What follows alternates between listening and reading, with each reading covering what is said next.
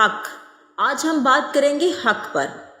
جبکہ ہم پاکستان میں رہتے ہوئے ہم دیکھ سکتے ہیں کچھ دن پہلے ہی مذہب کے نام پر سکندر مسیح کو سیالکوٹ میں تشدد کیا گیا، اس کے اوپر اس کو سر عام مارا گیا، جوتوں کے ساتھ مارا گیا، اور وہ ایک انسان اور ہزاروں کی تعداد میں لوگوں نے اس پر تشدد کیا۔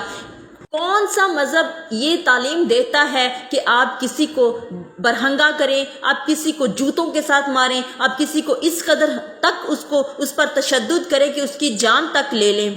ایز اے پاکستانی کیا ہمیں یہ حق نہیں ہے کہ کوئی ہماری بائبل مقدس پر، کوئی ہمارے خداوند پر، یسوع مسیح پر اس طرح کی باتیں کسے، اس طرح کے سوالات کرے کہ وہ خدا کا بیٹا نہیں ہے، وہ خدا نہیں ہے، وہ یعنی کہ یہ ہمارا عقیدہ ہے۔ ہم نے تو کبھی نہیں کہا کہ وہ اللہ کا بیٹا ہے یا اللہ کا کوئی بیٹا ہے، ہم نے یہ بات کبھی نہیں کی، کیونکہ آپ اللہ کو مانتے ہیں، ہم خدا کو مانتے ہیں۔ لیکن دیکھیے، اگر اللہ کا بیٹا نہیں، ہم نے کہا کہ اللہ کا بیٹا ہے، ہم نہیں کہتے کہ اللہ کا بیٹا ہے، ہم مانتے ہیں خدا کا بیٹا ہے۔ تو خدا کا بیٹا ہے، ہم خدا کو مانتے ہیں، تو خدا ہی کا نام لیں گے نا۔ آپ اللہ کو مانتے تو ہم کب کسی نے بولا ہے کہ اللہ کوئی بیٹا ہے؟ تو توہین کون کرتا ہے؟ توہین آ کر آپ ہماری ویڈیوز پر کرتے ہیں، توہین آ کر آپ ہم اس طرح کے عجیب سوالات اور عجیب قسم کی طرح کی باتیں، تکیہ نوسی سوالات کرتے ہیں اور عجیب گالیاں بولتے ہیں۔ تو سوالات آپ کرتے ہیں، اگر ہم جواب دے دیں تو وہ توہین رسالت ہو جاتی ہے۔ تو خداوند کے لیے اگر آپ کے اندر برداشت نہیں ہے کسی کی سچ بات سننے کے لیے، تو پھر آپ لوگ وہ سوال ہی مت کیا کریں۔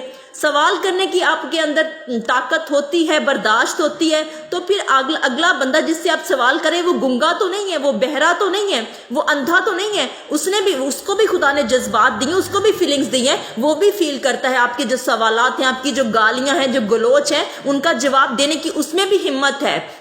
تو اگر آپ میں سوال کرنے کی ہمت ہے تو دوسرے بندے میں جواب دینے کی بھی ہمت ہے۔ اگر آپ سوال کرنا جانتے ہیں تو پھر جواب سننا بھی جانا کریں۔ یہ بھی کسی نے آپ کو سکھایا ہے کہ اگر ہم سوال کرتے تو اس کا جواب بھی ملتا ہے۔ تو میں آپ لوگوں سے سب سے ہمبلی مسلم بہن بھائیوں سے ریکویسٹ کرتی ہوں، کہیں بھی قرآن مجید میں نہیں لکھا کہ آپ اس قدر کسی کو تشدد کا نشانہ بنا دیں کہ اس کی جان ہی جاتی رہے۔ تو خداوند کے لیے خداوند کا ڈر اپنے اندر پیدا کیجیے۔ آپ زمین پر جو کچھ بھی کر رہے ہیں، خداوند آپ زمین پر عدالت لگا سکتے ہیں، لیکن آپ کی عدالت کرنے کے لیے اوپر آسمان پر خداوند بھی موجود ہے۔